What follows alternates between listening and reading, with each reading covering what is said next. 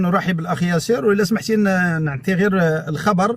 إذا في تأكيد جديد على المضي قدما نحو التنزيل الفعلي لمشروع القرن، كشفت المديرة العامة للمكتب الوطني للهيدروكربورات والمعادن عن ترقب توقيع الاتفاقية الحكومية الدولية الخاصة بخط الأنبوب الغاز الإفريقي الأطلسي خلال هذه السنة. إليكم أبرز الأرقام والمعطيات المحينة حول هذا الورش القاري الضخم. مسار وأرقام قياسية: سيمتد الخط المزدوج البحري البري على مسافة 6900 كيلومتر ليعبر 11 دولة إفريقية بكلفة استثمارية تناهز 25 مليار دولار. طاقة استيعابية هائلة، قدرة على نقل تصل إلى 30 مليار متر كيوب سنويا، وسيخصص نصفها تقريبا لتلبية حاجيات السوق المغربية، وكذا دعم الدول في طريقها ودعم صادرات المملكة نحو أوروبا. إرادة، سياسة عليا، التزام مستمر وإرادة قوية لإنجاح المشروع، وهو ما تجسد مؤخرا في مباحثات بين صاحب الجلالة محمد السادس والرئيس النيجيري، ليكون الخط رافعة حقيقية لاندماج إقليمي. وآخر نقطة: التكامل الطاقي. يطمح المشروع ليكون شريان حياة يربط دول غرب إفريقيا من البنين وصولا إلى موريتانيا والسنغال والمغرب وأوروبا، مما يعزز التعاون الطاقي والاقتصادي الإقليمي الشامل في المنطقة. إذن كان ذلكم الخبر الذي تكلم حول هذا الموضوع، في إطار أننا نعطي حتى الخبر ولا الكلمة التي ألقتها الوزيرة بن علي حول هذا المشروع. الأخ ياسر، مرحبا بك. مرحبا الإخوان جميعا، مرحبا السي أبي طالب. مرحبا بك سي ياسر. حتى نسيناه، شحال هذه ما شفناه، ما شاء الله عليه. أولا الجزائر ما كايناش، مثلا نتوما مازال كتهضروا على الجزائر لا توجد، وهي شهادة فريش، لا توجد. الجزائر ما كايناش. الجزائر من العهود الغابرة ديال الرومان ولا ما عرفتش شكون هما هذوك، ما كايناش. دابا البابا ملي وقف قدام السي تبون حفظه الله ورعاه وبغاو يهضروا على ابرز شخصيه اللي ينسبونها الى الجزائر، رغم ان ديك الوقيته ما كاين لا جزائر لا والو. ماذا قال لي البابا؟ الان راه هي تثير ضجه هنايا بحكم ان البابا راه من شيكاغو، هو بورن ان شيكاغو، هو ولد شيكاغو. دابا الترجمه ديال الكلام ديال تبون تثير ضجه هنايا، لأن تبون كيقول للبابا يور فادر، وهي في الترجمة أخذوها على سبيل العنصرية، على سبيل الحقرة، أو على سبيل قال لي باك. هما المسيحيين كيقولوا اور فادر، يعني أبانا أو شيء من هذا القبيل. السيد قال ليه أغسطين أبوكم أغسطين، يور فادر أغسطين، بمعنى أغسطين اللي هو جزائري واللي هو قس أو هو بابا أو هو إنسان ديال الكنيسة، وهذا هو أبو المسيحيين. بمعنى هاد الجزائريين اللي كاينين دابا راه ما عندهم علاقة لا بأغسطين ولا بالجزائر ولا بحتى شي حاجة، هادو مجرد سكان معمرين بهم الجزائر، وراه جامو الحانوت وجامو المحل جاي يطلع على محالو. شكون هو؟ هو البابا. هنا كنرجعوا لعند تبون مثلا، لما هز عينيه في السقف ديال المراديه قالوا له شنو هادشي؟ قال لهم ديال العثمانيين. نهار جا عنده البابا قال لي اغسطين باكم، وهاد الشعب الجزائري اش بقى ليه؟ اش عنده؟ هنا فين غنطرحوا السؤال. هاد الانبوب هذا حاشاكم اللي غادي يجي من نيجيريا وغيدوز عبر الجزائر، ملي غادي يوصل البحر غادي يوليو جوج انابيب. واش جوج انابيب ولا انبوب واحد؟ هاد جوج انابيب غيتصدروا بنفس الثمن، ولا الانبوب الجزائري بثمن والانبوب اللي جاي من نيجيريا بثمن؟ وهنا غنسولوا شكون غيكون رخيص، واش ديال نيجيريا ولا ديال الجزائر؟ انا كنقول على حسب السوق، حسب التنافس، لان المارشي ديال اوروبا هو سوق مفتوح، غادي يكونوا لي زابيل دوفر ديالهم، واللي عنده لابيل دوفر مزيان. انا حليتها ودخلت وسط منها انبوب باش ينافسني. سي لوجيك، انت جايب واحد منافس لك الى اراضيك، والسؤال اللي منطقي في حاله الى الاوروبا شرات على نيجيريا وما بغات تشري عليك انت، ما بغاتش تشري عند، هذا هو السؤال. دابا لو حلنا في الثمن واش غادي نبداو نصابوطيو؟ ما فهمناش هذا السيستم عاد. باش انا كمصدر للغاز كيفاش قنعت الشعب الجزائري انا غنجيب غاز اخر ندوزو من البلاد ندوزو لاوروبا؟ انا غادي نعطيك سبب واحد علاش الجزائر تريد ان تمرر الغاز تاع نيجيريا من الجزائر. اولا لازمك تعرف بان الطاقه الاستيعابيه او قدره انتاج الدوله الجزائريه ما كتعداش 200 مليار متر كوب، هذه لا برودكسيون، بمعنى انه بعد ازاله الشوائب والتصفيه كتقل الكميه السنويه للانتاج في الجزائر هي 120 مليار متر كوب، هذه هي التوتال ديالهم. دونك هاد ال 120 مليار النص ديالها يستهلك داخليا. تخيل ان الكهرباء وحدها في الجزائر تستنزف 25 مليار متر كوب بوحدها الالكتريسيتي، بمعنى انت راك جيسكا بريزون مازال ما وفيتيش حتى الاستهلاك الداخلي. الناس مازال ما عندهمش غاز، الناس مازال على مستوى المصانع غيخصك غاز. اذا مادامك راك عندك 120 مليار متر كوب حاليا، دونك باش تلبي طلب الداخلي وتزيد المصانع عندك في الجزائر لازمك غاز اخر. نعطيك اكزومبل، دابا مثلا لما وجاو عندهم الاوروبيين دابا باش يزيدوهم الغاز، منين غيزيدوهم؟ راه غينحيو لوحدين اخرين، يعني غيحيدوه من السوق الوطنيه ويعطوه للاجانب، لان لا برودكسيون راهي لي ليميتي ا 120، ما عندوش منين يزيدوا. اذا مرور الانبوب تاع الغاز من الجزائر هو في مصلحه الجزائر نفسها للحفاظ على العقود التي تربطها بالاوروبيين وسد الخصاص المتواجد في الجزائر. يعني انت دابا كتفضح الجزائر على اساس انها ليست مصدره للغاز. راسي لوجيك نورمالمون، هذه راه عندك التزامات ووعود مع دول، انت تسيني كونطرا مع الايطاليين ومع الفرنسيين والاسبان بور واحد الكونتيتي لازمها توصل، لازم يبقى عندك هذاك لو طو دو فلو اللي غادي لاوروبا. دونك الا راك باغي تغطي الداخل الوطن ديالك اوتوماتيكمون غادي تنقص من توسكي يعني اكسبورتي، سينو غادي يحدث لانفيرس، الا بغيتي تزيد تصدر غتنقص. احنا سمعنا في فيديو. تفضل سي ابي طالب الا عندك شي اضافه. مرحبا سي ياسر، هذا الشيء اللي تيقول الاخ ادريس هو سر القضيه. وسر القضيه وهذا يعني احنا ذكرناه ان ما يسمع وما يروج على الجزائر دوله غازيه ودير وكذا، هذا يعني مغاير للحقيقه اذا رجعنا الى الارقام. وانا دعني اقول لك ان حتى بعض الدول التي تاتي الى الجزائر وكذا وكذا اعتقادا منها انها تستطيع يعني ان تخرج من مشكله الطاقه وكذا، سرعان ما يتضح لها ذلك وتعود بكف حنين، لان الامور واضحه والارقام واضحه.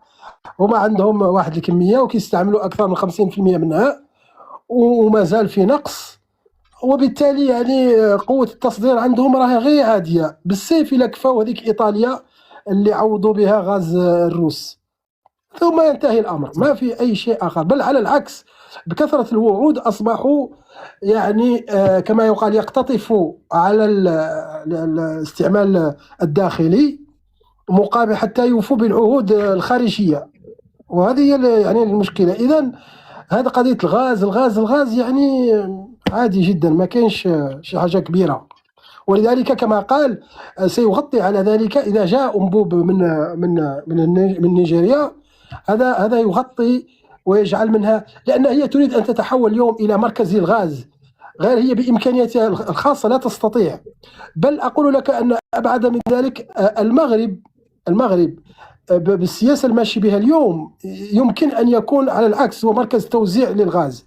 وغالبا اصلا اقول لك شيء، الدول التي لا تنتج الغاز هي في الغالب من تتحول غالبا الى موزعه للغاز. المنتجه عادي. نعطيك مثال، انت تعرف انه في يعني في شرق البحر الابيض المتوسط اللي عنده هناك من طريقه لتخزين الغاز وتصديره هو مصر، عبر هذيك المحطات السائله اللي في إغلو ودمياط.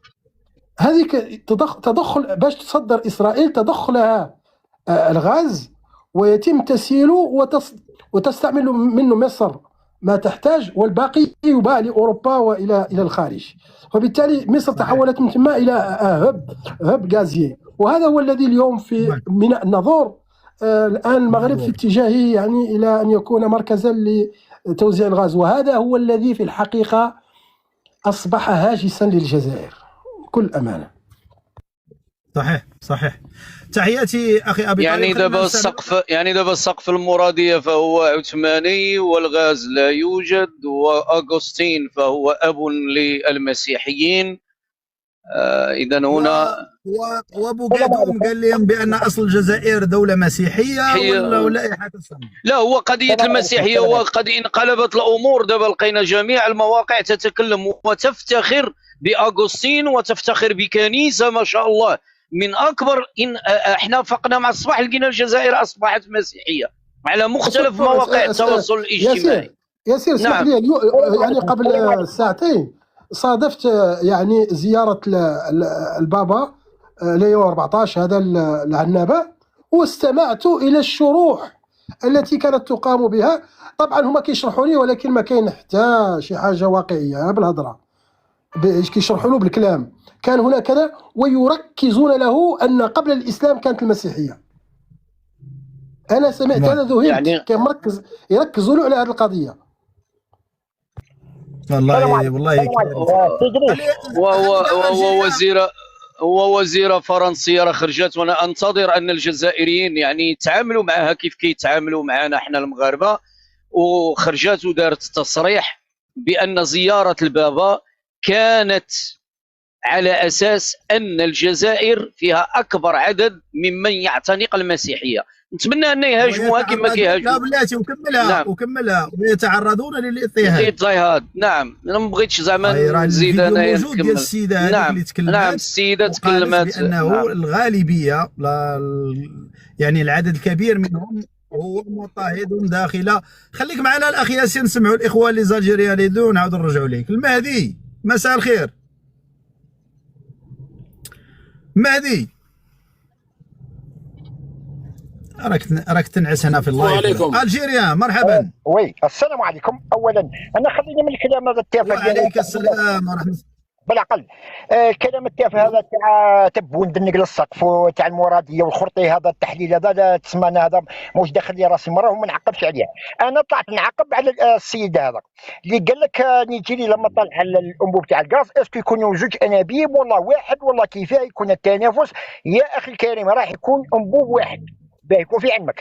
والجزائر البارح انت دريس ما خليتنيش نكمل وقطعتني، لانه لا حنا تفاهمنا مع نيجيريا رايحين يكون اللوبي يتحكم في الغاز. واش كاين مصادر الغاز اللي كاينين؟ وين كاين في الشرق الاوسط في الخليج، وكاين عند روسيا نور ستريم 1 نور ستريم 2 ونور ستريم 3، وكاين لهنا في افريقيا شكون الدول الاكبر المصنعه للغاز والمنتجه للغاز؟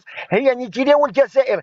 كراك تحكي انت تقول دي كاباسيتي تاع الانبوب هذا اللي يمر على المغرب 30 مليار متر مكعب ونص نتاعو رايح يكون للمغرب، يعني 15 مليار متر مكعب. حنا الانبوب برك اللي راه وكنا معقبين عليكم، والان راه ديريكتومون اسبانيا يعقب عام الاول عقب 13 مليار متر مكعب. فهمت والله؟ احنا واش ربحنا كي سكرنا؟ اشرح لنا غير الانبوب ديال نيجيريا كيفاش غيكون انبوب واحد. لا هو غيشرح لينا كيفاش غيكون. خليه نردوا عليه، غنخليه نرد عليه. زيد كمل زيد. كي سكرنا عليكم الانبوب، سكرنا عليك الانبوب، سكرتي علينا. اش سكرتي علينا؟ سكر عليك الرحمه ديال الله. ما تقاطعنيش. واشرح لينا كيفاش دابا نيجيريا غيطلع منها الغاز غيولي انبوب واحد. راك سولتك سؤال بسيط. اسمع مليح دوك نشرح. هو وحليك. بلاتي نمشيو حبه. خلي ياسر الله يرحم بوك. انا خليني معاه كملش. انبوب واحد رايح يجتمع في الجزائر ويخرج على الانبوب الجديد هذا اللي راح يخرج على الطرف، ماهوش الانبوب اللي يعني بغا يقول لك بان المشروع ديالنا راه ما كاش منه، راه غير خرطي. زيد كمل. كان فيه خرطي انت وقلت لك الايام وبيننا. راني قلت لك هذاك الشيء اللي بغيتي تقول. علاه راك مقلق؟ راني قلت لك هذاك الشيء اللي بغيت تقول. كمل زيد. راني مش مقلق، راني نهضر معاك بالمنطق وهضرت وفسرت لك. راني فسرت لك البارح باللي الكود روفيان كي يخرج يعقب عليكم انتم على 11 دوله ولا 13 دوله، وراح تكون التنافسيه نتاعو. او نيجيريا موش جواب موش بغال يخلي بلاد. احنا بار اكزومبل الانبوب اللي كان يعقب عليكم انتم قد كنا نخلصوا عليه احنا حقوق العبور 50 صح انا عندي غير سؤال. نورمالمون 1000 كيلومتر اللي غدوز على النيجر هذوك لي السيستيم ديال البومباج وهذا يخدموهم لي زالجيريان صح؟ الجزائريه قلت لك البارح سوناطرا البارح تكفل بها، والوزير الاول صح بلاتي الجيريا بلاتي. وهاد لي طونطا وهاد اللعيبات هادو والارهاب وهذا شكون اللي راح يحمي هاد 1000 كيلومتر؟ الارهاب في راسك محمد سيدي انتم. بلاتي صدر المايك دقيقه استاذه دقيقه. سي ابي طالب اعطينا العمليات اللي وقعوا اخر مره في اقليم يوبي في نيجيريا. اقليم يوبي بالامس قصفت القوات الجويه النيجيريه يوبي، واسفرت عن ما يزيد على 100 قتيل وجرحى. طبعا هي متواجده في شمال النيجر على الحدود نيجيريا والنيجر. هذه اخر عمليه. الجزائر ولا الدوله الجزائريه قادره تامن. دابا بلاتي الجنرال الجيريا. دابا انت فارغ شغل غتولي هاز طياراتك والنهار كامل انت غادي جاي مع الانبوب وجاي خدام مع السياده النيجيريين. احنا فارغين شغل وقادرين عليها. هكذا حوس السكاره في المره. الانبوب هذا نتاعك انت تخدم به اقسم بالله ما يتحقق ونتحدى. وعلى والتران اشوف الفقوات اللي داو الحديد الوهران غيديهم الانبوب حتى هو. راه التران ديالكم ما داش رابعه رابعه ديال الحديد ما هزيتوهاش. راه التران هز قلب رويدو في الصحراء. ما هزيناهاش. دابا بلاتي خليو معنا دابا بلاتي الجيريان بلاتي الله يرحم على والديك. دقيقه باش الناس باغا تفهمها بشويه. راه قلبها زكاره راه هذاك اللي بغينا. راه النظام تا هو كيفكر هكا زكاره في المروك. دابا انت زكاره فينا حنا غتولي على خريامك غارديان عاد النيجر غادي بطيارتك جاي اون سي جامي شي واحد يدير شي طونطا يضرب لينا الانبوب باش النيجيريين يدوزوا غازم ليه وما يدوش على المغرب صح؟ عساس عند نيجيريا ومش عساس عند ومش عساس عند المروك. هاي طبعا اخي الكريم الجزائر وعلاش تسنى انت تاكل الانبوب؟ عس عليه الان وصافي كاع. يا ودي والله العظيم غير نقول لك غير نطلع على بالك. شوف دريس نطلع لللايف نتاعك لاني نشوف اسماعيل ياسين داير لايف نطلع نضحك. نشبه ليه والله نشبه ليه اسماعيل ياسين. شوف هو اسماعيل ياسين مع اطفال الانابيب. تخرج ونهار كامل نطلع لك شي قدام مره وانا نبومبارديك وعلى بالك كي نكلاشيك تولي تهرب. راني نطلع بيك نجيب لك شويه وقت. هذا وين كنت عندي حبس والله ما حبست عليك. انت دابا انت كلاشيتيني كي بلاتي على الجيريان نمشيو معاك حبه. دابا انت كلاشيتيني كي قلتي بان الجزائر فارغه شغل وراهي مستطعه انها النهار كامل وهي غاديه بطياراتها جاي حاضيه خط انبوب تاع سيادهم النيجيريين فقط زكاره في المغرب. هنا كلاشيتيني نورمالمون صح؟ راك سمعني الجيريا